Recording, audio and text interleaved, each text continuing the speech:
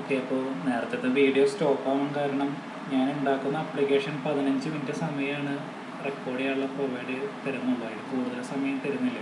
അപ്പോൾ അതുകൊണ്ട് നിങ്ങളുടെ വീഡിയോസൊക്കെ 15 മിനിറ്റിൻ്റെ വീഡിയോസ് ആയിരിക്കും. അപ്പോൾ ഒരു 15 മിനിറ്റിൻ്റെ 2 വീഡിയോ ഒരു ദിവസം അയച്ചു തരാം. അപ്പോൾ അരമണിക്കൂർ ക്ലാസ് പരമാവധി വേഗം തീർക്കാൻ നോക്കാം. ഓക്കെ, അപ്പോൾ നമ്മൾ ലാസ്റ്റ് നിർത്തിയത് എവിടെയാണ്, എന്തൊക്കെയാണ് അതിൻ്റെ ഫീച്ചേഴ്സ്. അപ്പോൾ അത് കഴിഞ്ഞിട്ട് നമുക്ക് ഇനി കാണാൻ പോകുന്നത് IDLE. ഈ വാക്ക് നിങ്ങൾ കേട്ടിട്ടുണ്ടാവില്ല, പക്ഷെ IDE എന്ന് പറഞ്ഞ വാക്ക് ചിലപ്പോൾ കുറച്ച് പേരെങ്കിലും കേട്ടിട്ടുണ്ടായിരിക്കാം. IDE എന്ന് പറഞ്ഞു കഴിഞ്ഞാൽ ഇൻ്റഗ്രേറ്റഡ് ഡെവലപ്മെൻറ്റ് എൻവയോൺമെൻറ്റ്. ഇത് എന്താ ഉദ്ദേശിക്കുന്നതെന്ന് വെച്ച് കഴിഞ്ഞാൽ, ഇപ്പോൾ ഒരു എക്സാമ്പിൾ ഞാൻ നമുക്ക് പറഞ്ഞുതരാം. നമ്മുടെ മൊബൈലിൽ അല്ലെങ്കിൽ നമ്മുടെ ലാപ്ടോപ്പ് ആയിക്കോട്ടെ, കമ്പ്യൂട്ടർ ആയിക്കോട്ടെ, കീബോർഡ് ഉണ്ടല്ലേ. ഈ കീബോർഡ് ഇപ്പോൾ നമ്മൾ വെറുതെ ഒരു ഡെസ്ക്ടോപ്പ് ഓൺ ആയിട്ടിരിക്കുന്ന സമയത്ത് ഈ ഒരു കീബോർഡ് വർക്ക് ചെയ്യുമായിരിക്കാം, നേരെ മാർക്കൊക്കെ വർക്ക് ചെയ്യും. നമുക്ക് ABCD എന്നൊക്കെ ടൈപ്പ് ചെയ്യാൻ പറ്റും.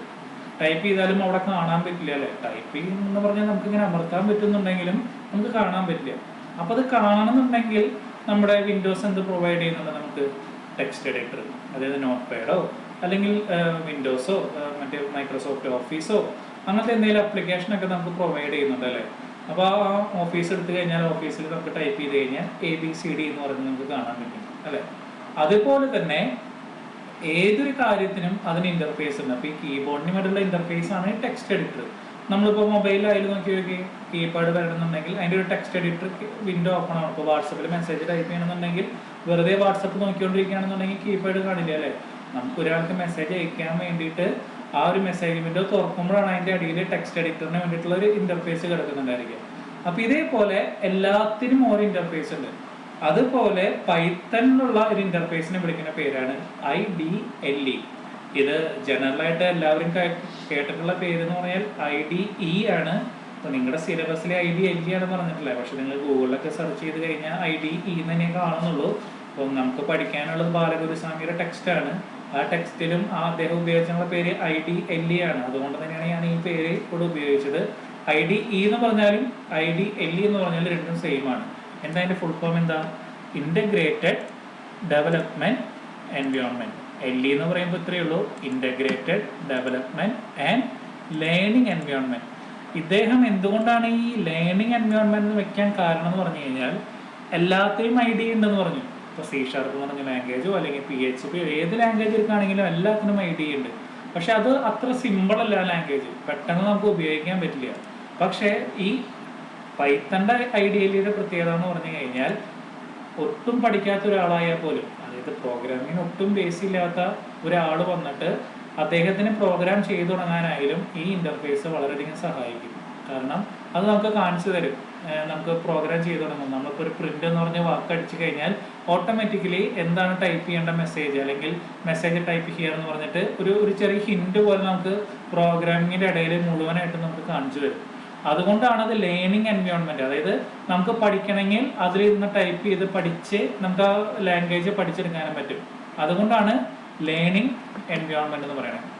അപ്പോൾ IDLE എന്ന് പറഞ്ഞാൽ ഒരു integrated development environment for Python. അതായത് പൈത്തൺ ഡെവലപ്പ് ചെയ്യണമെന്നുണ്ടെങ്കിൽ ഉള്ള ഒരു ബാക്ക്ഗ്രൗണ്ട് ഇൻ്റർഫേസ് ആണ്, അല്ലെങ്കിൽ ഒരു ഡെവലപ്മെൻറ്റ് യൂണിറ്റ് ആണ് ഈ IDLE.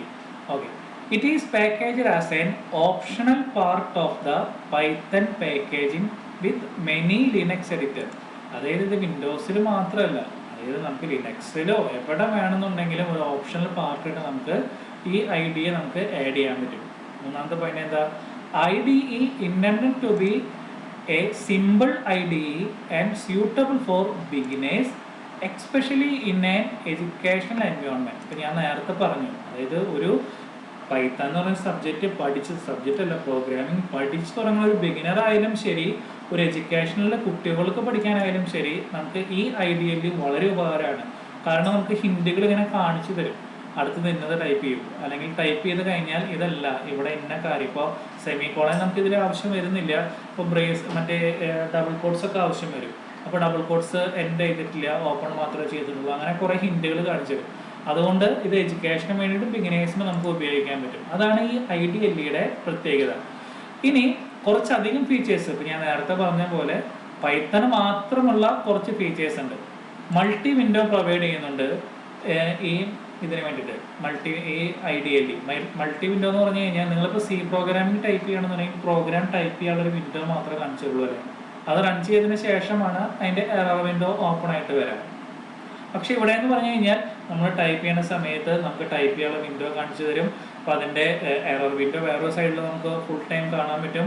അതല്ലാതെ നമ്മൾ ഉപയോഗിച്ച മൊഡ്യൂൾ ഏതാണോ പാക്കേജ് ഏതാണോ അതൊക്കെ വേറെ വേറെ വിൻഡോസിൽ നമുക്കിങ്ങനെ കാണാൻ പറ്റും. അപ്പോൾ അറ്റ് എ ടൈം നമുക്ക് എല്ലാ കാര്യങ്ങളും ഡീറ്റെയിൽ ആയിട്ട് ഈ IDLEയിൽ കാണാൻ പറ്റും. ഇനി ടെക്സ്റ്റ് എഡിറ്റർ വിത്ത് സിൻടാക്സ് ഹൈലൈറ്റിംഗ്, ഞാൻ നേരത്തെ പറഞ്ഞല്ലോ, നമ്മളിപ്പോൾ ഒരു പ്രിന്റ് എന്ന് പറഞ്ഞിട്ട് ഒരു ഡബിൾ കോട്ട്സ് ഇട്ട് കഴിഞ്ഞാൽ ഓട്ടോമാറ്റിക്കലി അത് ഹിന്റ് കാണിച്ചു തരും. Message here, enter any message here എന്നുകൊണ്ട് കാണിച്ചു തരും. എന്നിട്ട് ഓട്ടോമാറ്റിക്കലി ഡബിൾ കോട്ട്സ് അവിടെ ക്ലോസ് ചെയ്തത്. അപ്പോൾ ആ സിൻടാക്സ് നമുക്ക് കാണിച്ചു തരും എന്താണ് അവിടെ നമ്മൾ എങ്ങനെയാണ് ഉപയോഗിക്കേണ്ടത് എന്നുള്ളത്. അതാണ് സിൻടാക്സ് ഹൈലൈറ്റിംഗ്. ഒപ്പം ഓട്ടോ കംപ്ലീഷൻ എന്ന് പറഞ്ഞു കഴിഞ്ഞാൽ ഇപ്പോൾ ലേറ്റസ്റ്റ് ആയിട്ടുള്ള IDLE എന്നൊക്കെ പറഞ്ഞാൽ നമ്മൾ ഡബിൾ കോട്ട്സ് ഓപ്പൺ ചെയ്തു, ഇപ്പോൾ ഹലോ എന്ന് പറഞ്ഞ് ടൈപ്പ് ചെയ്ത് നമ്മൾ എൻ്റർ അടിച്ചെന്ന് വിചാരിക്കാം. എൻ്റർ അടിച്ച് ഓട്ടോമാറ്റിക്കലി ആ IDLE തന്നെ ആ എറർ ആക്കണേക്കാളും മുമ്പ് ആ ഡബിൾ കോട്ട്സ് അവിടെ ക്ലോസ് ചെയ്തോളും. അങ്ങനെ കുറേ ഓപ്ഷൻസ് ഇതിലുണ്ട്. അതുപോലെ സ്മാർട്ട് ഇൻഡന്റ് ഓട്ടോമാറ്റിക്കലി സ്പേസ് ഒക്കെ അത് പ്രൊവൈഡ് ചെയ്തോളും. അങ്ങനെ കുറച്ച് അഡീഷണൽ ഫീച്ചേഴ്സ് ഉണ്ട്. പൈത്തൺ ഷെൽ വിത്ത് സിൻടാക്സ് ഹൈലൈറ്റ്, നേരത്തെ പറഞ്ഞ പോലെ പൈത്തണിൽ തന്നെ ഷെൽ പ്രോഗ്രാമിംഗ് ചെയ്യുമ്പോൾ നമുക്ക് ഈ സിൻടാക്സ് നമുക്ക് ഹൈലൈറ്റ് ചെയ്ത് നമുക്ക് കാണിച്ചു തരും. ഇനി മൂന്നാമത്തെ പോയിന്റ് ആണ് integrated debugger with stepping persistent break point and call stack visibility. അതായത് ഈ ബ്രേക്ക് പോയിന്റ് എന്ന് ഉദ്ദേശിക്കുന്നതെന്ന് പറഞ്ഞു കഴിഞ്ഞാൽ നമ്മളിപ്പോൾ എന്തെങ്കിലും ഒരു പ്രോഗ്രാം ചെയ്യുന്ന സമയത്ത് ഒരു 10-15 പേജ് ലൈനുള്ള പ്രോഗ്രാം ആണെന്ന് വിചാരിക്കുക. നമ്മളിപ്പോൾ സീൽ റൺ ചെയ്യുമ്പോൾ എങ്ങനെ നോക്കിയിട്ട് എറർ എവിടെയാണ് കണ്ടുപിടിക്കാൻ പറ്റുന്നില്ല, ഏത് ലൈനിലാണ് കണ്ടുപിടിക്കാൻ പറ്റാത്ത സിറ്റുവേഷൻ എന്ന് ചെയ്യുമല്ലോ, ലൂപ്പോ അങ്ങനെ എന്തെങ്കിലും കാര്യമാണെന്ന് വിചാരിക്കുക. അപ്പോൾ നമ്മൾ ബ്രേക്ക് പോയിന്റ് യൂസ് ചെയ്യുകയാണെന്നുണ്ടെങ്കിൽ ആദ്യത്തെ ലൈനിൽ ബ്രേക്ക് പോയിന്റ് ഇട്ട് റൺ ചെയ്തു. അപ്പോൾ ആദ്യത്തെ പോയിന്റിൽ എറർ ഉണ്ടെങ്കിൽ എറർ ഇല്ലാന്നോ എറർ ഉണ്ടെന്നോ ഒരു മെസ്സേജ് കാണിച്ചു തരും. രണ്ടാമത്തെ ലൈനിലാണ് റൺ ചെയ്യുന്നുണ്ടെങ്കിൽ ഒന്നാമത്തെ ലൈനിലും രണ്ടാമത്തെ ലൈനിലും ബ്രേക്ക് പോയിന്റ് കാണിച്ചു തരും. അപ്പോൾ നമുക്ക് ഏത് ലൈനിലാണ് ബ്രേക്ക് പോയിന്റ് ഇടുമ്പോഴാണ് എറർ വരുന്നുണ്ടെങ്കിൽ നമുക്ക് ഉറപ്പാണ് ആ ഒരു ലൈനിലാണ് ബ്രേക്ക് പോയിന്റ്. അവിടുന്ന് താഴേക്ക് പിന്നെ എറർ ചെക്ക് ചെയ്താണ് ചെയ്യുന്നത്. അപ്പോൾ അങ്ങനെ കുറേ അഡീഷണൽ ഫീച്ചേഴ്സും ഈ IDLEയിൽ ഉണ്ട്. അപ്പോൾ IDLE എന്ന് പറഞ്ഞാൽ എന്താ, ഇൻ്റഗ്രേറ്റഡ് ഡെവലപ്മെന്റ് എൻവയോൺമെന്റ് ആണ്. ചെറിയ ആൾക്കാർക്ക്, അതായത് ഒരു ബിഗിനേഴ്സ് തൊട്ട് എഡ്യൂക്കേഷൻ ഇൻസ്റ്റിറ്റ്യൂഷനിൽ പഠിക്കുന്ന എല്ലാവർക്കും ഇത് ഈസി ആയിട്ട് യൂസ് ചെയ്യാൻ പറ്റും. അപ്പോൾ ഇതൊന്നും നിങ്ങൾ ജസ്റ്റ് ഒന്ന് വായിച്ച് നോക്കാം. കാരണം നമുക്ക് 7 മിനിറ്റായി, നമുക്ക് 15 മിനിറ്റിൽ വീഡിയോ അവസാനിക്കണം. ഓക്കെ, ഇനി ലാസ്റ്റ് നമ്മൾ ഇന്ന് പഠിക്കാൻ പോകുന്ന ടോപ്പിക്കാണ് പൈത്തൺ ഇന്റർപ്രറ്റർ. ഇത് എങ്ങനെയാണ് ഇതിൻ്റെ വർക്കിംഗ് നടക്കണേ, ഈ പ്രോഗ്രാമിങ്ങിൻ്റെ വർക്കിംഗ് നടക്കണേ. അപ്പോൾ ഏതൊരു ഇതിനുള്ളത് പോലെ തന്നെ ആദ്യം ഒരു സോഴ്സ് കോഡ് ഉണ്ടായിരിക്കും. ആ സോഴ്സ് കോഡിനെ നമ്മളൊരു കമ്പൈലർ ഉപയോഗിച്ച് കൺവേർട്ട് ചെയ്യും, അതിനെ എന്നിട്ടായിരിക്കും റൺ ചെയ്യാം. അപ്പോൾ ഇതിനെങ്ങനെയാണെന്ന് ഞാൻ പറഞ്ഞത്. സോഴ്സ് കോഡ് എന്ന് പറഞ്ഞാൽ എന്ത് ഉദ്ദേശിക്കണേ, നമ്മൾ ഈ ടൈപ്പ് ചെയ്തുകൊണ്ടിരിക്കുന്ന കോഡിനെയാണ് ഈ സോഴ്സ് കോഡ് എന്ന് പറയണേ. അതായത് നമ്മളിപ്പോൾ പൈത്തൻ്റെ വിൻഡോ തുറന്ന് കോഡ് എഡിറ്ററിൽ നമ്മൾ പൈത്തൺ പ്രോഗ്രാമിംഗ് ടൈപ്പ് ചെയ്യും, അതിനെ നമ്മൾ എന്ത് പറയും, സോഴ്സ് കോഡ് എന്ന് പറയും. ഈ സോഴ്സ് കോഡിൽ ഓട്ടോമാറ്റിക്കലി ഒരു കമ്പൈലർ ഉണ്ട്. ഞാൻ നിങ്ങളുടെ അടുത്ത് പറഞ്ഞില്ലേ, അതായത് ഒരു ലൈൻ അവസാനിച്ചാൽ അപ്പോൾ തന്നെ ആ ലൈനിൽ എന്തെങ്കിലും എറർ ഉണ്ടെങ്കിൽ അപ്പോൾ തന്നെ അവിടെ കാണിച്ചു തരും ഇന്ന ലൈനിൽ എറർ ഉണ്ട്, അല്ലെങ്കിൽ കംപ്ലീറ്റ് ചെയ്യും, മെസ്സേജ് ഇൻകംപ്ലീറ്റ് ആണ്, അല്ലെങ്കിൽ സിൻടാക്സ് ഇൻകംപ്ലീറ്റ് ആണെന്ന് പറഞ്ഞ് മെസ്സേജ് കാണിച്ചു തരും. അത് ഈ പൈത്തൻ്റെ ഒരു പ്രത്യേകതയാണ്.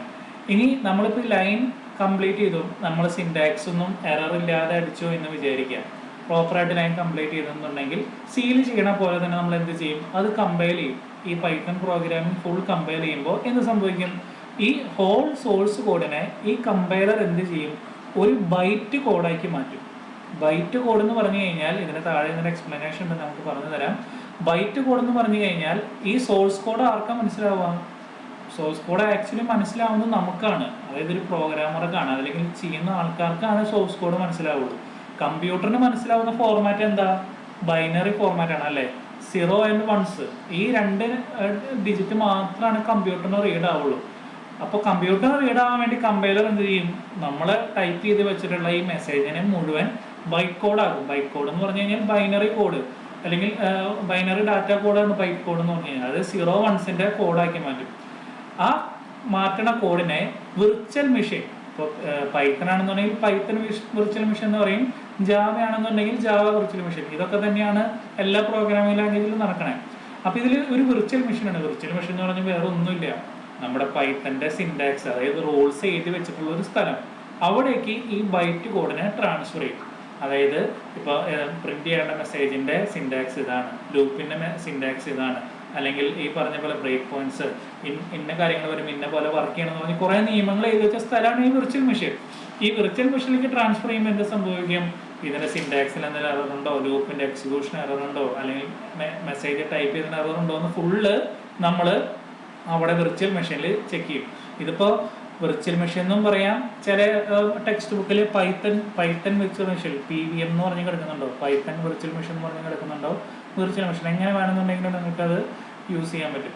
അപ്പോൾ ഏത് രീതിയിൽ വേണമെങ്കിലും ഈ പേര് ഉപയോഗിക്കാം. അപ്പോൾ അവിടെ പ്രോപ്പറായിട്ട് ആ program A to Z first line തൊട്ട് ലാസ്റ്റ് ലൈൻ വരെ ഫുള്ളി ചെക്ക് ചെയ്യും. ചെക്ക് ചെയ്തിട്ട് എന്ത് ചെയ്യും? അപ്പോൾ ഈ ലൈബ്രറി മൊഡ്യൂൾസാണ് ഞാൻ നേരത്തെ പറഞ്ഞത്. അതിൻ്റെ സിൻടാക്സ് ഉണ്ടാവും, അതിൻ്റെ മൊഡ്യൂൾ എങ്ങനെ വേണം, BSC എങ്ങനെ വേണം, ഈ കാര്യങ്ങളൊക്കെ ഡീറ്റെയിൽ ആയിട്ട് ഈ ലൈബ്രറി മൊഡ്യൂൾ അത് വെച്ചിട്ട് ഇത് ചെക്ക് ചെയ്തിട്ട് റിസൾട്ട് എന്താണ് റിസൾട്ട്. എറർ ഉണ്ടെങ്കിൽ നേരെ എന്ത് ചെയ്യും? എറർ ഉണ്ടെങ്കിൽ വീണ്ടും കമ്പൈലർ നമുക്ക് എറർ എന്ന് പറഞ്ഞ് കാണിച്ചു തരും. അല്ലെങ്കിൽ എന്ത് ചെയ്യും?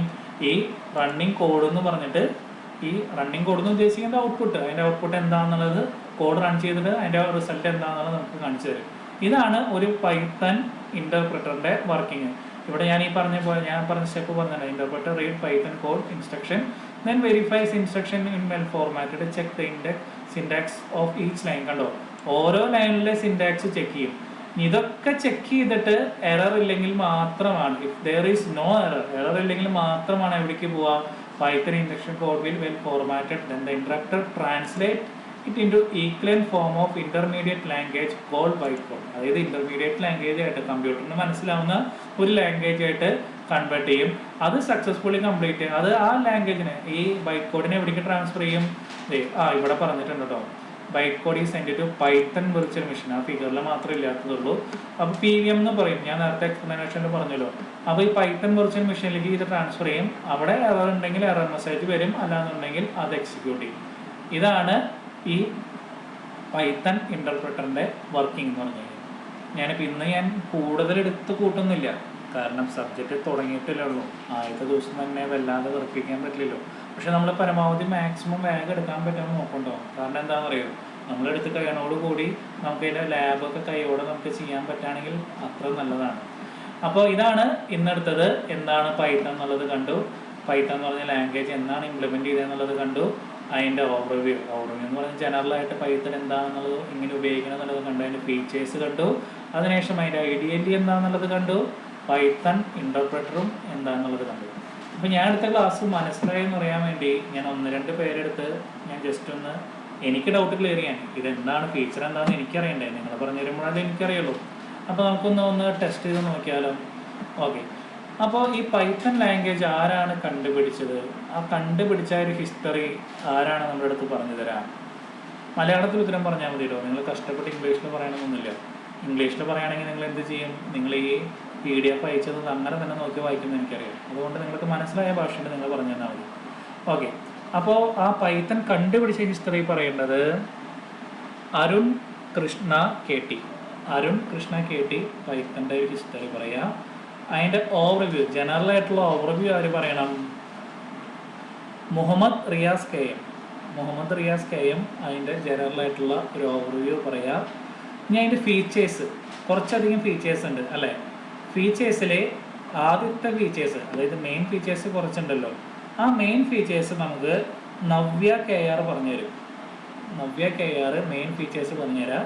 അഡീഷണൽ ഫീച്ചേഴ്സ് ആര് പറഞ്ഞുതരും? നമുക്ക് ജസീല NB അഡീഷണൽ ഫീച്ചേഴ്സ് നമുക്ക് പറഞ്ഞു തരും. ഇനി അതിന് ഐഡിയലിനെ കുറിച്ച് നമുക്ക് ആരാണ് പറഞ്ഞുതരാൻ പോണേ? അനുഷ ശിവദാസ് ആയിക്കോട്ടെ. അനുഷ ശിവദാസ് IDLE കുറിച്ച് ഒന്ന് പറഞ്ഞു തരാം. ഈ പൈത്തൻ്റെ ഇൻ്റർപ്രിറ്റർ വർക്കിംഗ് അല്ലേ, ആ വർക്കിംഗ് നമുക്ക് എന്തായാലും അത് ഇത്തിരി ഇമ്പോർട്ടൻ്റ് ആണ്. അപ്പോൾ ഇത്തിരി ഇമ്പോർട്ടൻ്റ് ആയിട്ടുള്ള ആൾക്കെന്നെ കൊടുക്കുന്നുണ്ടേ. അപ്പോൾ ആരെയാണ് മുമ്പത്തെ ലീഡർ? നിങ്ങളുടെ ഗൂഗിൾ അല്ലേ? ഗൂഗിളും പിന്നെ ലേഡീസിൻ്റെ റെപ്രസെൻറ്റേറ്റീവ് ആരായിരുന്നു? അമൃത KS അല്ലേ? അപ്പോൾ അമൃത KSും ഗൂഗിളും കൂടിയിട്ട് ആ പൈത്തൻ്റെ ഇൻ്റർപ്രിറ്റർ, ഞാനിപ്പോൾ ഇന്ന് 6 പേരുടെ ചോദ്യം ചോദിച്ചിട്ടുണ്ട്. അപ്പോൾ 5 മണിയാകുമ്പോഴേക്കും ഇതിൻ്റെ ഉത്തരം അതിൽ അയയ്ക്കുക. പിന്നെ ബാക്കിയുള്ളവരെ ഞാൻ വഴി ബാക്കിയുള്ള ദിവസം നമുക്ക് പരിചയപ്പെടാം. ഓക്കെ, അപ്പോൾ നിങ്ങൾക്ക് മനസ്സിലായെന്നറിയാൻ ചെക്ക് ചെയ്യാനും കൂടി വേണ്ടിയിട്ടാണ് ഞാനിപ്പോൾ ഈ ക്വസ്റ്റ്യൻ സെക്ഷനും കൂടി ചോദിക്കുന്നത്. അപ്പോൾ 5 മണിയാകുമ്പോഴേക്കും നിങ്ങളതിൽ ഗ്രൂപ്പിൽ തന്നെ അതിൻ്റെ വോയിസ് നിങ്ങൾ റെക്കോർഡ് ചെയ്തിടാം. അപ്പോൾ ഇന്നത്തെ ക്ലാസ് കേട്ട എല്ലാവർക്കും സ്പെഷ്യൽ താങ്ക് യു. അപ്പോൾ that's all for today. Okay, once